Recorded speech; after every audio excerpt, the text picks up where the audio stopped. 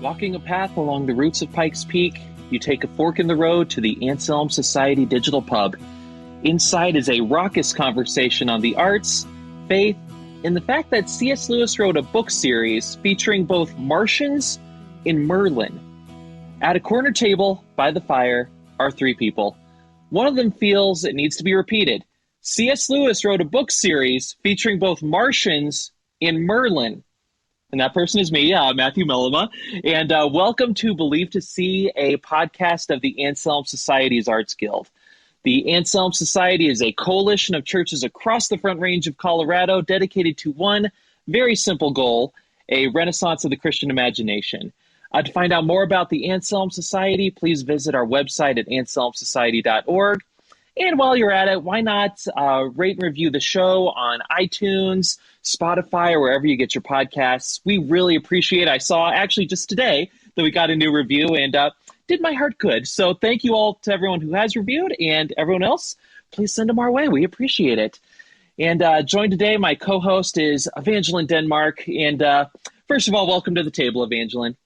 Thank you. I'm glad to be here. I feel like it's been a while. It does feel that way, doesn't it? You know, yeah. Time being a flat circle and all in our post-COVID world. But I have kind of a brag, but not really. I don't know. As of this recording, I am about 30 minutes away from completing watching Squid Game. Okay. I have heard of Squid Game. My teenager has watched it. I have not. Should I? Okay. Well, I was going to say you have a teenage son, so I'm sure you've heard of Squid Game. Yes. Do I recommend it? Stares into the abyss. I think there might be a good social message in there. Okay. Or maybe not. Maybe it's just needless violence. I don't know. I had to take a break for a while because it was getting to me. And also, 30 minutes left. I'm not sure how they're going to land the plane here. But I don't know. I usually don't participate in the hot show of the moment, so I feel kind of good about myself for doing it. Maybe ask your son. What's your son think about Squid Game? I didn't really get a good pulse on it. It seemed like they enjoyed it. He watched it with his girlfriend, and they, were talking about it and seemed to enjoy it. But I should ask if he recommends it for me because you mean me just staring blankly when you asked if I recommend it? That wasn't helpful for you? It wasn't helpful. No. Okay. But I've been really picky about all entertainment. And when I say picky, I mean, what do I mean? Unable to be engaged by a lot of entertainment lately. So I feel like I also have been staring off into the middle distance a little too much lately. This show is engaging. It may or may not be good. It may or may, maybe it's good. I think it's probably good. I don't know. Whatever. It is engaging. I am riveted whenever I watch it. So that's something. That's something. Okay, just to show that I can keep up with the kids these days are watching. But I don't want to talk about what the kids these days are watching right now. I want to talk about something that has stood the test of time. And to do that, I want to go back and set the scene at the Anselm Society Conference, Imagination Redeemed. We had a really great guest speaker, Jennifer Houghton-Wilson, and she gave a talk on C.S. Lewis and the Space Trilogy, especially the third book, That Hideous Strength, and that really hit home for me, because I finally finished the Space Trilogy just like a month or so beforehand, and I had questions. Luckily, one of our guests there, and who is one of the featured speakers there, did a lot of stuff there, is Stephen Elmore, and he is a very useful person to be around when you have questions in the C.S. Lewis area, because he just happens to be the president of the C.S. Lewis Foundation. So, Stephen Elmore, welcome to the table. Thank you, Matthew and Evangeline. It's wonderful to be with you guys, and I look forward to the conversation. Oh, absolutely. And as I mentioned, we first crossed paths at the Anselm Society conference. But obviously, for those of you listening who are in the Anselm realm, you're probably going to be familiar with the C.S. Lewis Foundation in some respects. But why don't you tell us a little bit more detail, Stephen? Tell us who you are, what you do, and what y'all do over at the C.S. Lewis Foundation. We're inspired by Lewis's life and legacy. We're the owners of Lewis's Home the Kiln, which we've restored from when it was purchased by a couple private owners after Lewis and brothers had passed away, or his brother had passed away, Warney. And we equip and encourage Christians to live out their faith in the world of ideas and the arts. That's our mission. But to kind of put that in a summary mode, a core question of ours is how Christians should best engage the culture around us.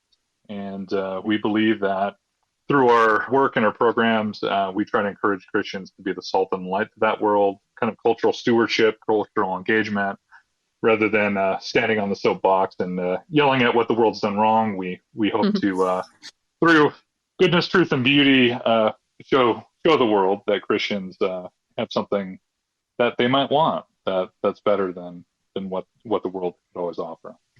So let's talk about your background with the CS Foundation then. How did you get connected to it? What's your background vis-a-vis C.S. Lewis?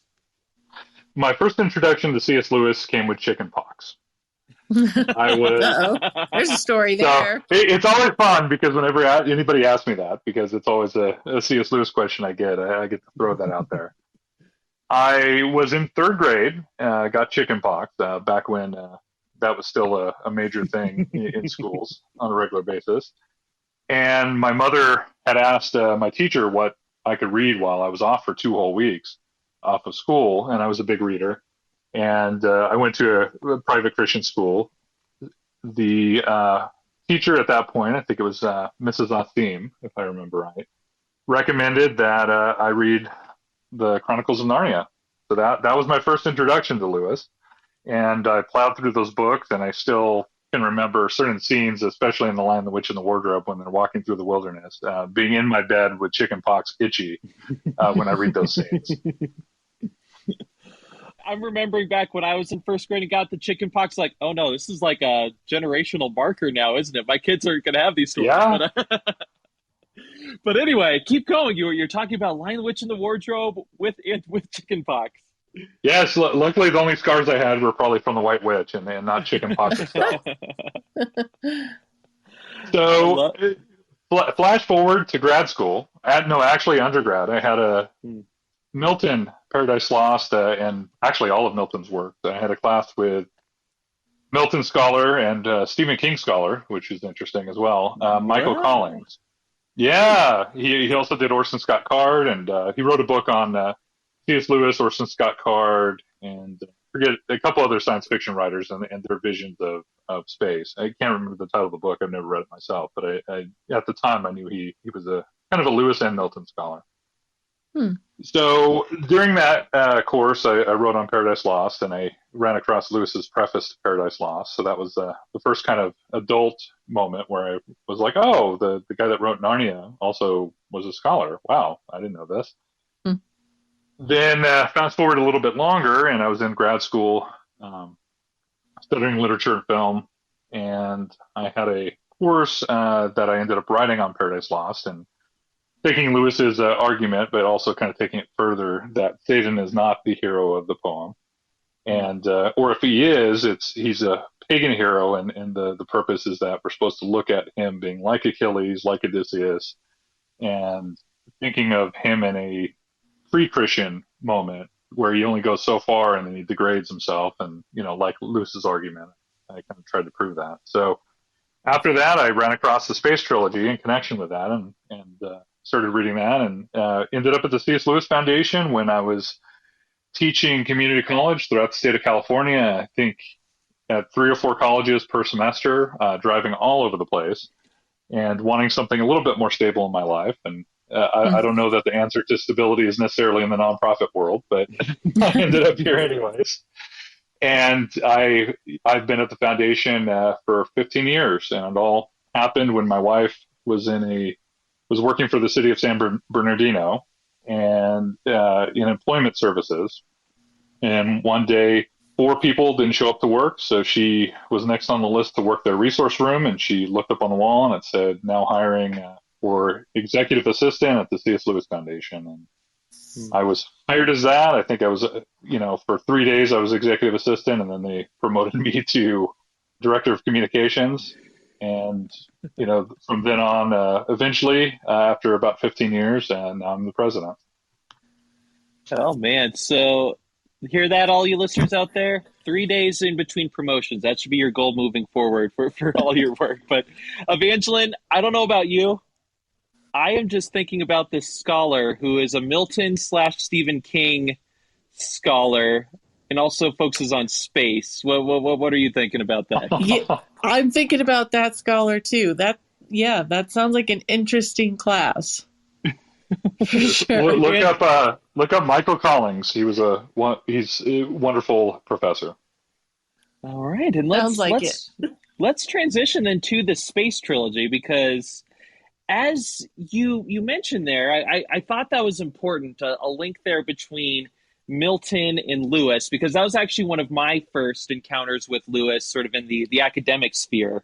I think me and you, Stephen, must have written. Mine was at the undergrad level. Yours was a more advanced level. But in undergrad, I wrote a paper basically arguing that, no, Satan's not the hero of Paradise Lost, and I cited C.S. Lewis. So I think me and you are on the same wavelength a lot in terms of that. But there is this connection between Paradise Lost and the Space Trilogy as opposed to a lot of other sci-fi stuff. Am I imagining that, or is there a connection there, you think, Stephen? No, there very much is. In a couple different ways. In one way, Lewis, like Milton, is known to be someone who has read just about everything he could get his hands on in his life. Mm-hmm. And like Milton, in his works, he throws in everything he's read just about into everything he writes. So one of the wonderful things about the Space Trilogy is there's so much allusion for scholars or people who are English majors to mine the depths of, and trace back to what the sources are. And in Perelandra particularly, Milton is channeling Paradise Lost quite a bit. That is so interesting. I wasn't even thinking about Perelandra when I talked about the connections. C.S. Lewis, you did it again. I was thinking more, that scene when Satan is like coming around the sun toward the earth, and you talks about the drinkable light from the sun and all the solar imagery, and how you can see that in like Voyage of the Dawn Treader. I think Michael Ward wrote about that in Planet Narnia. And you can see sort of similar things that C.S. Lewis talked about in like the sphere of heaven, where the sort of conception of space not as something empty, but as something like filled with stuff. So it seems like there's a lot of different Miltonian allusions in the Space Trilogy then. There are. I wish I could point out more to you, but I know in a general sense, the tale of temptation, he very much looks at Milton as a model for how do I go about this, and how do we deal with the character of Weston, and how do I do something different where it's not the temptation on Earth, but the temptation on a new planet. Wow. So let's take a step back then and talk about the Space Trilogy as a whole. I remember in some of like the green room conversations you and I were having beforehand, you mentioned that Space Trilogy seemed to have a special place in your heart, Stephen. So why is that? What's the special appeal of the Space Trilogy for you? Well, I'm generally a fan of genre fiction. I believe that the important themes of life, deep questions of existence, good and evil themes are often best carried forward in mythology. And the mythology of our times is sci-fi, fantasy. For a while, it was Western in our culture, superheroes, mystery. Mm-hmm. And, like Lewis defends fairy tales as a place where you can talk about these things in sometimes a more real way than you could speak about these things in realism. I've always loved sci-fi and fantasy. But beyond that, it's because, realism is about our world. It's still a constructed genre, as much as fantasy fiction is. But because it's about our world and our time, we don't usually see the seams of it. But I like seeing the seams. I like seeing the creativity. I like seeing the imagination, when it comes to these other genres. But I'm also an English major. I love that Lewis uses Milton, like we said. I love that there's Dante in the Space Trilogy. There are Arthurian legends, Greek myth, and as a Christian, I love that there are biblical themes and symbols and stories. And beyond that, I love the Space Trilogy because there's so many little tidbits of wisdom. Sometimes the critics could argue there's too much in the Space Trilogy and too many asides and too many little bits and pieces, but I love that. And every time I read the stories, I come out with something new. It's a constant discovery, even if it slows down the narrative here or there in places. And, I'll be fair, Lewis isn't perfect. I've spoken blasphemy on your call now as the president of the foundation. But I just love what he does. That. Yeah, and I like that the way you framed it about the value of sci-fi and using it as sort of a contemporary fairy tale, especially when we're looking at when Lewis is writing this sci-fi. There have been sci-fi works before him, obviously, but the genre itself seemed to still be coming into its own, and you could see it kind of takes different turns after C.S. Lewis. Evangeline, what's your take on this perspective on sci-fi and the value of it? Are you, I mean, I'm going to take a wild stab in the dark and say that your husband Corey's a big sci-fi fan. Are you there too, or are you more of the fairy end of the fairy tale? He is a sci-fi fan. You're correct on that one. And I am not so much. I never really got the appeal of space, I guess. But I really, really enjoyed what you said, Stephen, about genre fiction being a way to, that we kind of explore our own mythos and those, deep questions that we have, because so often genre fiction is denigrated as, as less than. It's not literary, it's not realism or whatever. So I'm really glad that you mentioned what it does do for us, what it allows us to do kind of outside our narrow reality. So thanks for that. I can't really say what I tend to be like a very specific kind of fantasy is what I like. So I guess maybe I'm more narrow than the average sci-fi fantasy fan. But yeah, convince me, because Okay, I'm well, looking for a reason to read the Space Trilogy. Yes. Okay. I just admitted I haven't read it yet. all right. Let the listener understand. I was asking Evangeline, I was like, you want to co-host this episode? And she said she hadn't read the trilogy. But you know what? I take that as a challenge, Evangeline. I think once you get done hearing what Stephen has to say about the Space Trilogy, you will want to read it because of the reasons that you like your other forms of genre and fantasy. Okay, gauntlet thrown down. All right. And now I think a good place to go into that is, we talked a little bit about sci-fi in general, but one of the things that really struck me, Stephen, is that reading the sci-fi, the space travel, everything as imagined by C.S. Lewis, it's a lot different than the sci-fi that you get when you sort of close your eyes and think about other popular sci-fi. What sets C.S. Lewis's Space Trilogy apart from other science fiction? It's a very good question. And, in one sense, he was responding to earlier sci-fi, particularly H.G. Wells, his story First Men in the Moon. I haven't read the story, so I can't give you a recap, but I know there are a lot of parallels to the story that scholars have noted. But in a broader sense, what Lewis's sci-fi does differently is it assumes a biblical cosmology for the solar system. Lewis, in the Space Trilogy, we hear that it's called the Field of Arbel. And space itself, instead of being this empty, cold place, and of course, a lot of this is before the moon missions and things like this, to complicate Lewis's narrative in the real world. Space is deep heaven. It's not empty, but it's full of spiritual life. It's the normal part of space, whereas the planets are the kind of blips, places that are set apart from the real world, so to speak, in Lewis's narrative.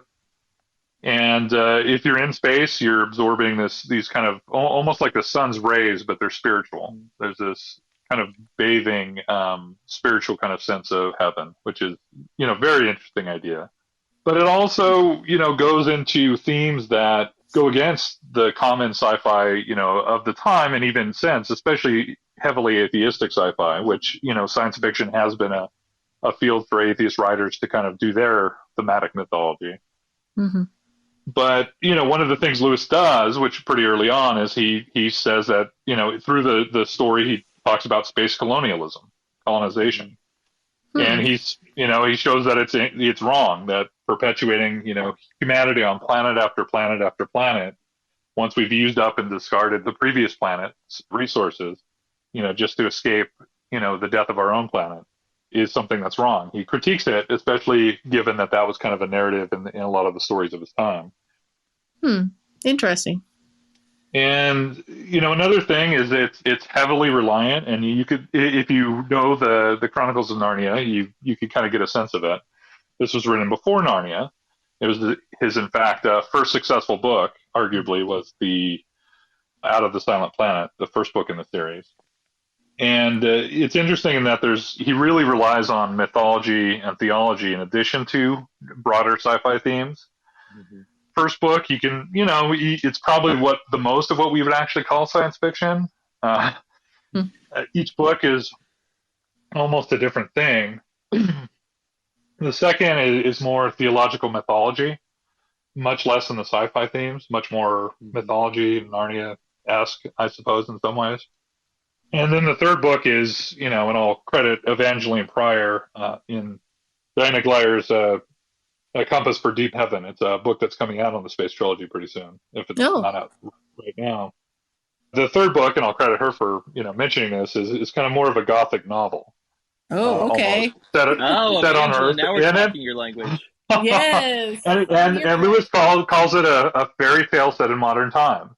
Whereas in the fairy tale world, when people read fairy tales, the normal thing for them was forests and cottages and things like this. Whereas in our times, he sets it in a university world with, forces of kind of pseudo-governmental, sci-fi evil. Mm-hmm. So, it's interesting because the trilogy is kind of split up in that way. And each step in Ransom's, that he's the main character in his journey, is kind of a very different genre, even though there's kind of an overarching thing to it. No, that's a good way to frame it, too, especially... I didn't think about how each one of the books was different because obviously the first two books at least have a space connection. And then the third one, and I mean this with all due respect and admiration of Lewis, is bonkers. But a lot of people have trouble with it, yes. As many as love it. That'll be the one that I like the most. Oh, absolutely. Just wait. I do not it's the only book that Lewis... there. No, and it's the only book that Lewis writes that's set in his contemporary time on Earth. Believe me, I have some thoughts on That Hideous Strength. But before we do that, I don't want to short shrift the Martians because, like you said, first off, there's several things Lewis does that I just really, really appreciate. And they just get my imagination fired up. One of them is this contemplation of space as, like you said, deep heaven, the field of Arbol, not just this vacuum. Okay, so, and obviously Lewis isn't trying to be all sciencey on us. This is an imaginative exercise. But the way he portrays the space travel, I think, was just so fascinating. But something I also appreciated is the way he portrays the Martian creatures themselves. Like you said, Stephen, there's definitely some not very subtle shots directly at H.G. Wells. And, you can think especially of the War of the Worlds, where the Martians there are seen as this higher being, and as higher beings are just basically logical machines, totally without remorse, without compassion. They will conquer humanity and kill them without caring because, they're higher aliens. And Lewis takes that sort of preconception, and that's a preconception that I think a lot of us have in the sci-fi genre, that aliens, if they're higher creatures, were basically remorseless, compassionless, logic automatons who will destroy us. He takes that and puts it on its head. He sees the Martian creatures as sort of unfallen in a lot of ways.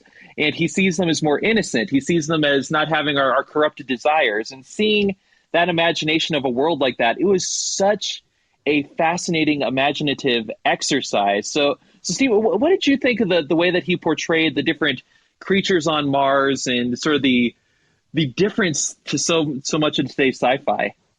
It is different, and like you say, the ideas of the time are either these unthinking, kind of uber logical, often almost insect-like beings, or they are the, almost like a Ridley Scott's Alien, where they are very, again, hostile creatures with different insect-like parts that are just kind of attacking machines. They're predators of sorts.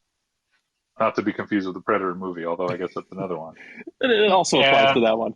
it does. And Lewis instead creates these creatures that in some ways are similar to things on Earth, and this is where his mythology comes in. There are the Sorns, which are hyper-intelligent, in some ways, creatures, but they live in harmony with the other creatures and they don't try to dominate. And that's one of the big things that Ransom and the other two characters, Weston and Divine, or Devine, I think it's Divine, Ned Divine. I always pronounce it Divine in my head, but I guess I'm not. But I don't like saying the word divine about him, which sounds like the letter I. That's what I balked at right there.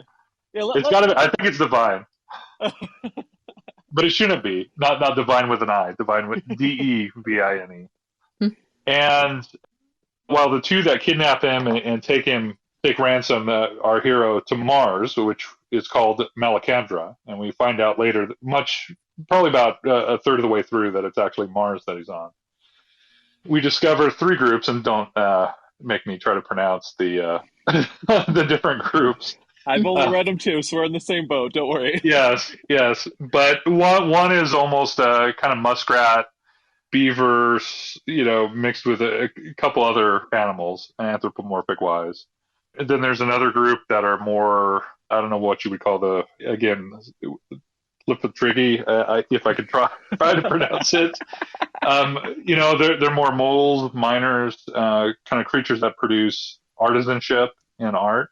Whereas the group that he ends up with, they produce poetry, and then the Sorns, who are the kind of almost giants or ogre kind of looking creatures, depending on how you look at them. They're kind of the intellectual ones, but at the same time, all three of these groups work in harmony. And it's a world that isn't fallen, even though it has been attacked by evil forces, and much of it's destroyed. There's this fourth race that you hear about, of kind of bird-like creatures that is extinct, and they no longer exist because of the war. You find out later that it's the war in heaven, when the devil rebels against heaven. That's part of this cosmos that has damaged the planet, but they're unfallen and they're restored and saved from the damage, but they're not a fallen race, which is an interesting thing. Yeah, and it's also interesting, first of all, that C.S. Lewis has this sort of broader conception of like what it means to be a rational creature. It's because these creatures, they're not humans, but they clearly, in this sort of mythology, in this world building, they have souls. They're able to have a relationship with God. There's an afterlife for them, and there's three different of these on the same planet, and they fulfill different roles in the society. But there's this harmony there that's kind of jarring as a reader. Reading it with my fallen human intellects, like, oh man, how come the Sorns don't just take control, or blah, blah, blah, blah, blah. And it's, again, the imaginative exercise there is very interesting. And it almost seems like, go ahead. Oh, and Ransom himself, to add to your point, or agree with you, Ransom himself has trouble with that over and over again. That all these things that should be true on Earth aren't true on this planet. And he ends up thinking he's going there to educate the natives, so to speak, and they end up, it's quite the opposite. They have to educate him. Yeah, and one of the big plot points is the Weston having this misunderstanding, because he assumes that the Sorns are acting like aggressively and are out to destroy him, when the Sorns are actually trying to be compassionate to him, and that's just one that's like coming at it with these human assumptions. And Stephen, I had a thought, and I just want to throw this out to you and Evangeline. We're talking about Devine, or whatever. So it's spelled Devine. I'm going to theorize Lewis did that intentionally, because DEV, first part of devil, VINE, divine. So he is a character that has the traits both of the diabolical and the divine melded into one person, the potential of both within the human soul. And this human soul, divine, obviously makes the wrong choice in the end. Thank you, and welcome to my TED Talk. But and I'm sure if you look up the etymology of the word, then it probably is something completely different. Exactly. It's not going to keep me from spouting my theory, though. So, go for it. Yeah. So, Evangeline, let's get your take here as the person we're trying to persuade. What's your take on this first foray into sci-fi, out of the Silent Planet and all the Martians? And all the Martians. No, I'm really what was kind of going around in my head as you were talking about it was admiration for the ability to get out of our human way of thought and just conceive of a society that's different. So I'm really curious to see that, and just to see how Lewis did that because, of course, he's a master. So, yeah, I'm on board and curious. So let's keep going. All right, so now we speed on to Paralandra, the second book. And again, Stephen, I think you pointed out that this isn't straight sci-fi, the way that Out of the Silent Planet, it hits a lot of sci-fi tropes. This one is something different. It is. It's very much more of a kind of an origin story of a planet that's about to be tempted, that's been created. And Weston, the evil scientist from the first book, evil scientist kind of character, is, to back up, Ransom ends up being called by the angelic figure, an Oyarsa, that he meets that helps rule through God, but it helps rule the planet Mars, and gets carried by him and his forces and his power to the planet Venus, which is Paralandra in Old Solar, which is the language. The books are very much about language and linguistics as well. And thematically, there's a Tower of Babel moment and all kinds of other things too. But he ends up being carried to the planet Venus, finds that his nemesis from the first book, Weston, also ends up on the planet. And then he meets an Eve sort of figure from Venus, even though she's pretty large, giant kind of a figure. I forget how tall she is. My imagination says it's 10 feet, but I know Lewis said somewhere how tall she is. And she's green, and the planet has its own rules where, the rule is you can't go to the fixed land. You have to stay on the floating islands, which is most of where the story takes place. And if you go to the firm non-island, what we would call land on Earth, and stay the night, then you kind of break in the rule almost as if you're eating from the tree in our Eden. I was just going to say, it makes me think of the fairy taboos of, don't eat in fairyland, don't fall asleep in fairyland, and all of those. And I never really connected those with, the don't eat the apple, but those rules, those that seem arbitrary until you have some sort of hindsight or whatever. So that caught my attention. Sorry, go ahead. No. So he meets the Green Lady, is what she's called throughout, and later on he finds out her name is Tinendril. He meets her. She's by herself. There's also a king of the planet. She's the queen of that planet, of Paralandra. There's also a king, and she's been separated from him. And Weston ends up, maybe spoiling some things, but I don't think I'm spoiling the plot too much. He ends up calling upon the forces of demonic evil into himself and is possessed, and he becomes the Unman, Unman. And he begins to tempt Eve, and Ransom is faced with this dilemma of what to do. And he thinks he's been brought there to be Lewis the apologist in some ways and argue the case. In the first book, Ransom in general as a character is influenced by Tolkien, Charles Williams, Lewis, and even some of the other Inklings. He's kind of an amalgamation of the different ones. In the first book, I'd argue, this is my argument that'll throw in my TED Talk. I argue that he's more Tolkien. The second book, he's more Lewis, and the third book, he's more Charles Williams. But whatever the case is, Lewis, in an apologetics way, in some sense, Ransom tries to argue against the devil, basically, or his representative. We don't know who he is necessarily. And Ransom says, well, I know what you are. It doesn't matter which one of them you are. He tries to tempt the Green Lady. And we get the sense of what it would have been like to be on an unfallen planet, at the beginning. And the whole struggle of the narrative is that temptation and whether she's going to succumb. Looking back on it, I think in his letter, C.S. Lewis mentioned that Paralandra was one of his favorite books that he wrote. And you can definitely see why he would feel that, because this is a book with such a high degree of difficulty, just in terms of what he's trying to attempt, because he's trying to portray an unfallen world.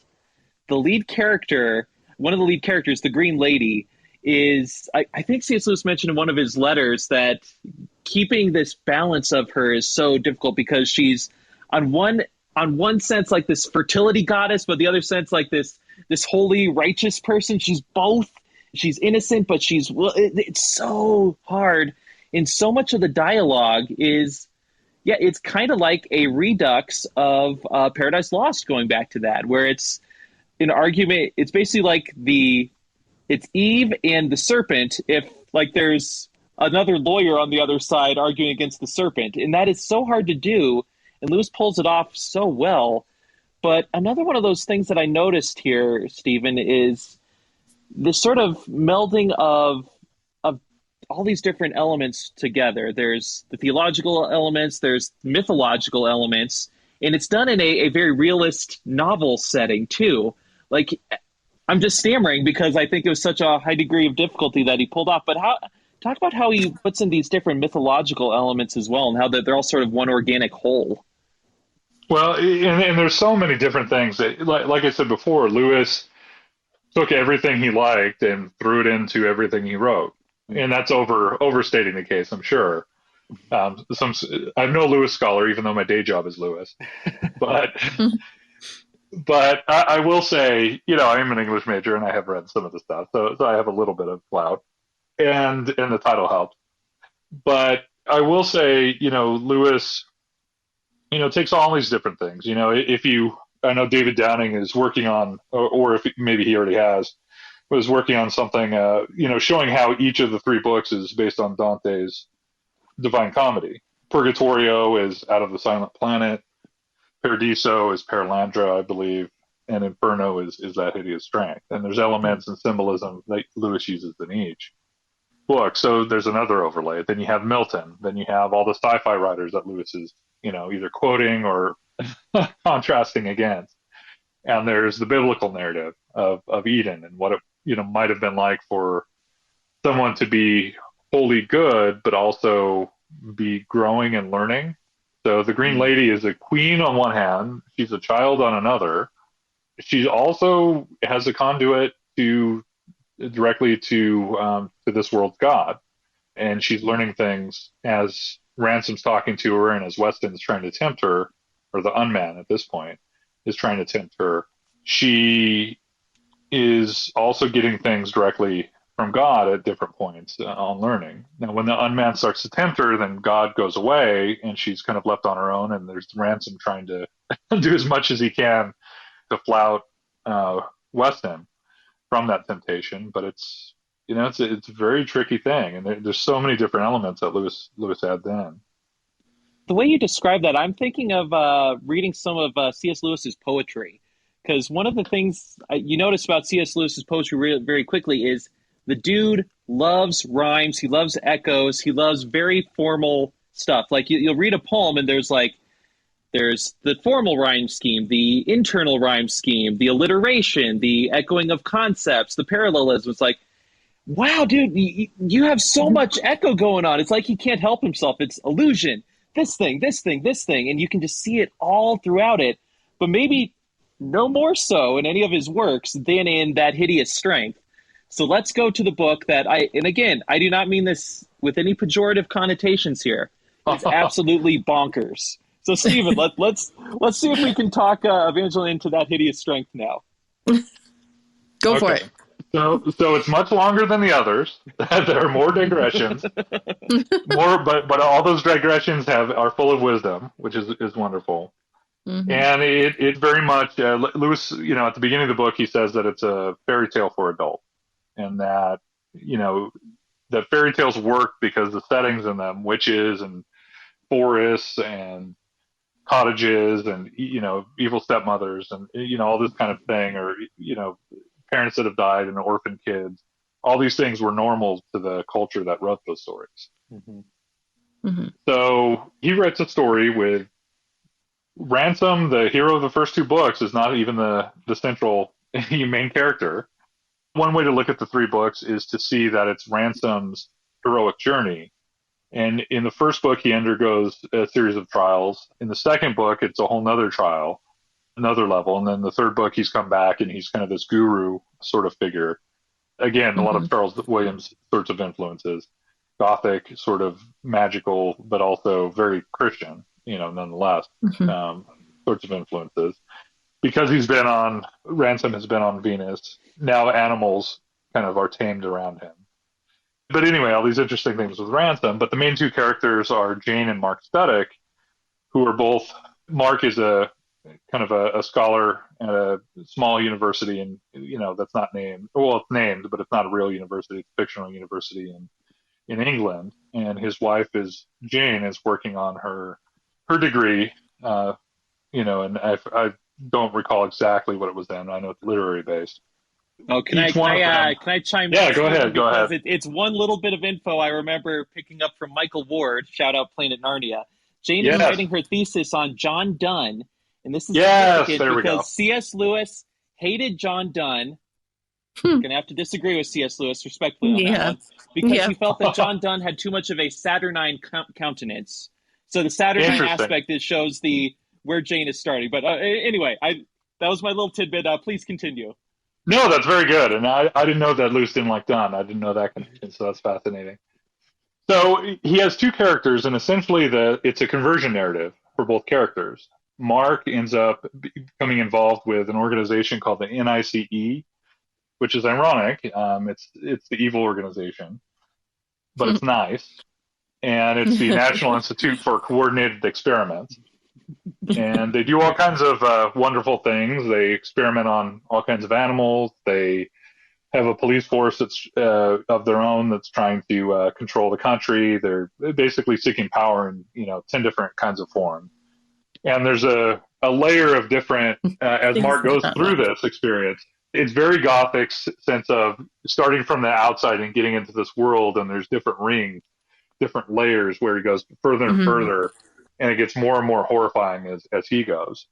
So the whole time, his big temptation is that he wants everybody to like him, and he wants to be part of the in crowd, what Luce calls the inner ring in one of his essays, which is very connected to this. And as he wants to become more and more part of things and part of the in crowd and not be left on the outside, he gets further and further tempted towards the evil until he's so horrified that he starts saying that there's such a thing as good. Whereas Jane, on the other hand, gets tempted towards the good over and over again, but her big, in a positive way, but her big temptation is not to be part of anything, not to join and be drawn into that group.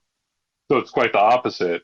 Whereas she eventually has to overcome that to be part of the good organization. They kind of get split off in the novel between these two groups, and the good group is the Fellowship of St. Anne's, and that's Ransom's group, kind of a loose group that all got called there together, and nobody really is in charge, but Ransom kind of is. They all take orders from him, but he says that he's not the one in charge. It's the good forces that have brought him together.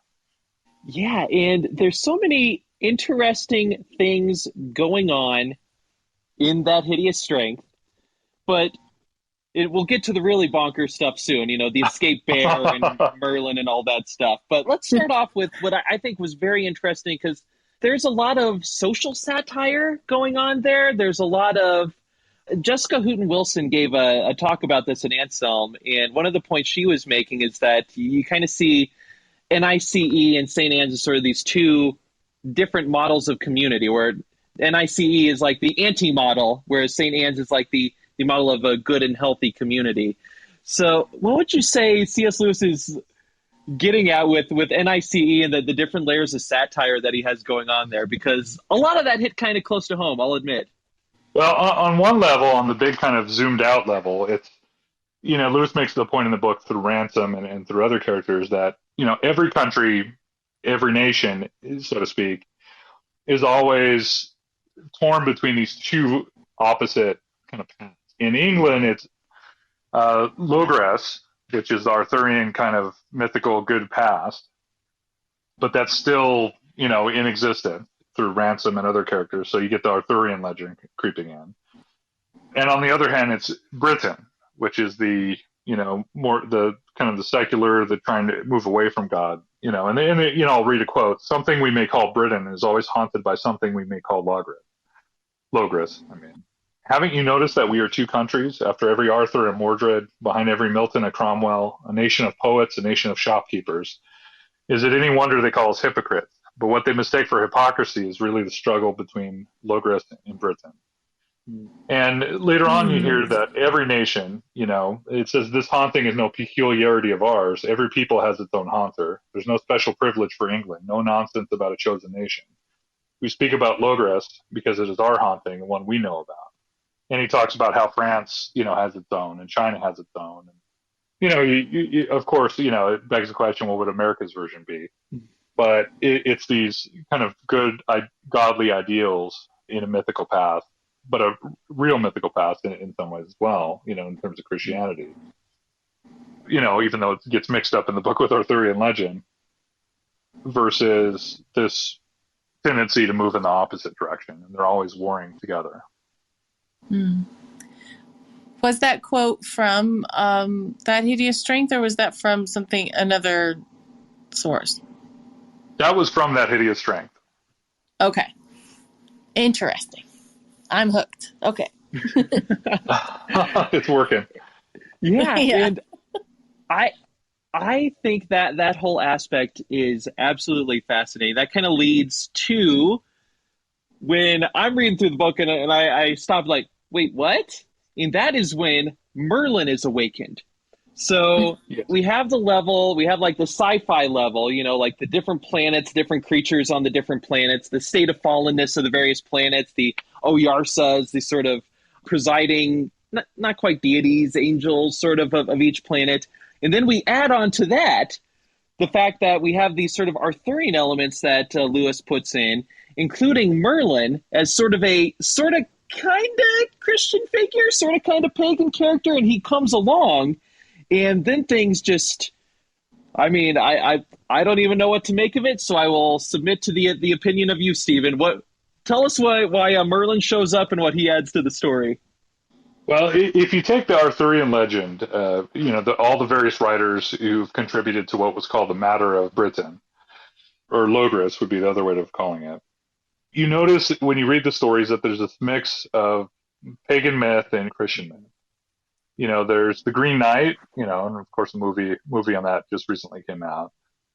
And, that's this kind of pagan mythical world. But then you also have the search for the Holy Grail at the same time. And it's these different cultural influences over, several hundred years of these stories being written that blend together. And Lewis, as you could see in Narnia, as you could see in the Space Trilogy, he likes mixing those two influences in different ways. Now, of course, there are Christian themes, and the Christian themes went out. So there are a lot of websites that are still out there, mostly from the late 90s and the early 2000s, that talk about how Lewis and Tolkien are the Antichrist and all sorts of things because there was a fawn in the book. What?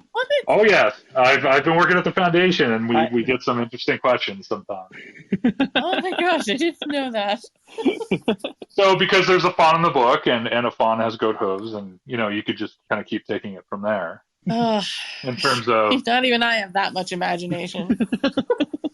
But there's there's always a debate in Christianity about the function of art. In Shakespeare's time, theaters and whether theaters were proper. The Puritans had issues with theatrical productions of various sorts, and there's a long tradition of that. But in any case, Lewis is one that likes, as well as Tolkien, likes taking those influences and mixing them together in fascinating ways.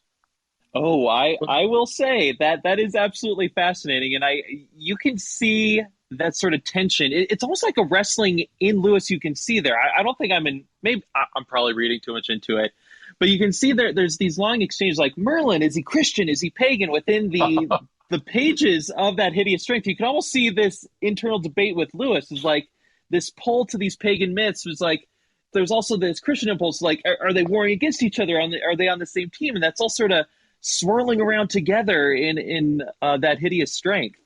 Oh, and a lot of it was influenced, like I mentioned, by Charles Williams, and Lewis loved Williams's writings, and they were more Gothic novel, in style with religious themes. He wrote Taliesin through Logres, and it's a series of poems on the Arthurian legend and a poem cycle. And right before, I don't know the exact month that I was able to find it, That Hideous Strength came out, but Charles Williams, his death was in 1945, and so was That Hideous Strength was in 1946.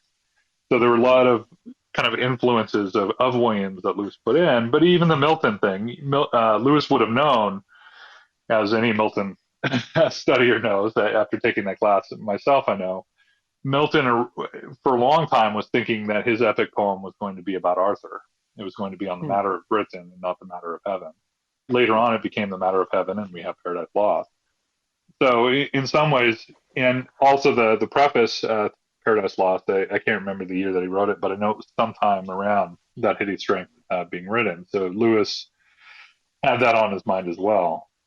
I had no idea about Milton doing that, and I love how we're actually running out of time now. But I love how we've come full circle. We started with Milton, and now we're ending with Milton. But Stephen, thank you so much. This was an absolutely fascinating talk. I assume we've convinced Evangeline to read. This will be the next thing she reads. Sure. Exactly. Yes. But Stephen, where can we learn more about C.S. Lewis Foundation and what y'all have planning in the future? Well, we have a lot coming up. If you want to find out about it, you go to cslewis.org.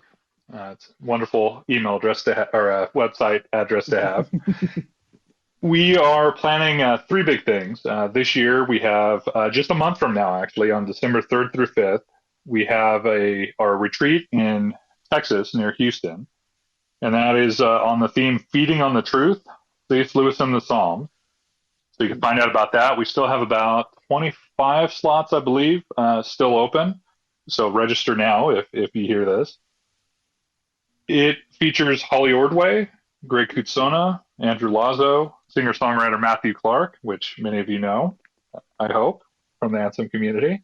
Oh, absolutely. Also some others you may know, Amber Saladin, I mean. She'll be mad. She works with me, and she'll be mad that I pronounce her name wrong all the time, her last name. Kristen Ditchfield Lazo, Joe Rickey is also going to be doing a breakout. And then our second one is every 3 years, except for 2020 because of COVID. So now we postponed it to 2022. We have what we call our C.S. Lewis Summer Institute, and that takes place in Oxford, England. It is about 7.5 to 8 days. It's on the theme Surprised by Love, Cultivating Intellectual Hospitality in an Age of Uncertainty.